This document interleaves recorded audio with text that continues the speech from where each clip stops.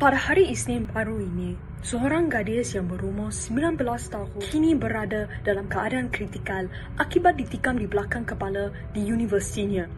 Pelakunya adalah bekas teman lelakinya. Ini adalah satu dari banyak kes keganasan pasangan intim ataupun intimate partner violence dalam bahasa Inggeris.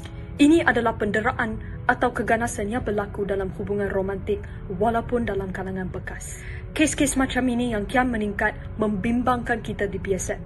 Keganasan ini tidak diiktiraf di Malaysia sebab ia tidak dilindungi di bawah Akta Keganasan Rumah Tangga 1994. Selain itu, terdapat akses terhad kepada data berkenaan dan juga tiada undang-undang yang sesuai untuk melindungi mangsa dan pemandiri. Oleh itu, ia adalah sukar bagi pihak berkuasa yang berkaitan untuk mengendalikan kes sedemikian dengan kepekaan dan kebertanggungjawaban yang sewajarnya. PSM ada 4 cadangan dasar yang patut mementingkan pemandiri dalam menangani keganasan terhadap wanita. Kita perlu mengubah peralihan budaya kita di mana kaitan antara patriarki dan keganasan yang menyemarakkan kebencian terhadap wanita.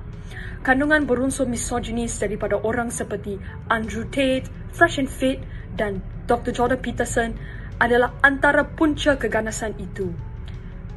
Kita boleh mengesa usaha advokasi diteruskan ke arah menamatkan keganasan terhadap wanita secara menyeluruh.